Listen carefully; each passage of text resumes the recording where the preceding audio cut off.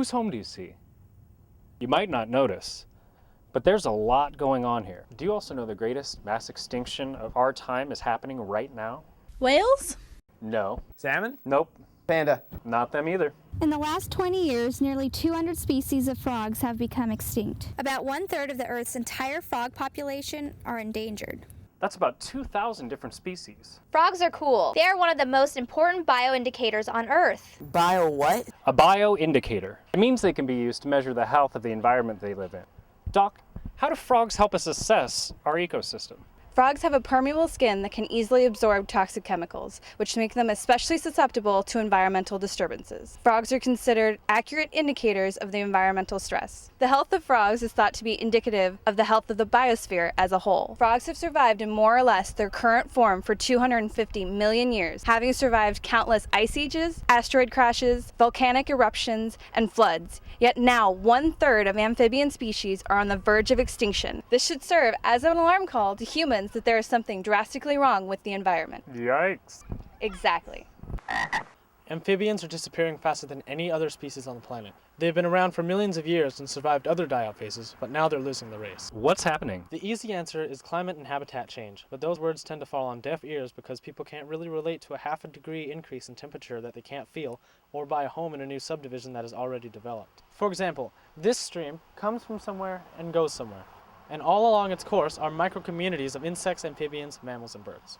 They are all interdependent, and when one species gets out of balance, for example, when we spray insecticides to eradicate mosquitoes and flies, there is no food source for the lower animals. When newts, frogs, and salamanders move away or die out, the higher predators like birds, fish, and mammals starve. When they leave a habitat, there is no means to control vegetation growth or aerate in the water, which causes contamination. Eventually, contaminated stream water finds its way into our homes and businesses. So you see, everything has its place and their job to do. I see. Climate and habitat change are only two factors that are impacting the frogs. Invasive species, such as the eastern bullfrog, eat smaller animals, frogs included. They'll eat anything that can fit in their mouth. Plus, they can spread the chytrid fungus, which fatally affects the skin of any animal that's infected with it. Yuck! Frog legs are a specialty dish in some countries, the United States included. In fact, the U.S. is the second largest importer of frog legs, after France. Frogs need their legs, you know. The pet trade takes many exotic species from their natural habitat. The animals who are lucky enough to survive the wild capture, poor conditions, and rough handling during transport often end up in small aquariums in pet stores that have no clue as to the needs of the particular species. Imagine if you were taken from your home in Arizona and plunked down in the jungles of Thailand or the glaciers of Antarctica. Brr.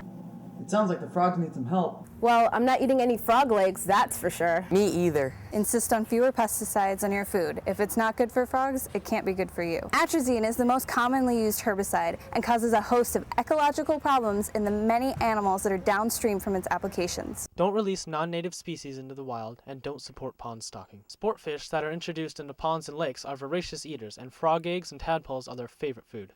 And be careful when it rains, and during mating and migration seasons. Know what wildlife is in your hometown. Frogs will try to cross roads, sidewalks, and fields to get to the other side. And don't purchase amphibians that are wild caught, or where the seller can't prove they are captive bred. If you do take on a pet, don't dump them in the wild if you find you don't want it anymore or can't properly care for it. Conserve resources. Especially water. Using a pitcher filtration system reduces the need for bottled water, which in many brands is just tap water anyway, but packaged in petroleum-based plastic bottles. That produces carbon dioxide. Home purified water in a reusable plastic bottle is better and cheaper for you and the environment. Register to vote and find out about what issues will affect you in your lifetime. Buy a shirt. Go to SaveTheFrogs.com. My name is Dr. Harry Krieger. I'm the founder and executive director of Save the Frog. Our mission is to protect amphibian populations and to promote a society that respects and appreciates nature and wildlife. Last year on Save the Frogs Day, we had scientists taking people out on frog walks.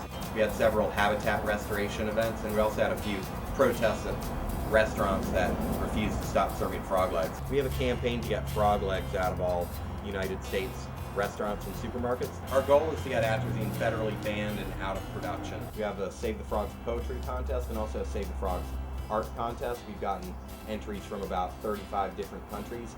Frogs may seem unimportant, but that's very far from the truth. In the last half century, we've driven about 1/3 of them to the edge of extinction. On our website, SaveTheFrogs.com, we have a page called How to Help, and it lists over 50 ways that you can help save the frogs. Save a frog!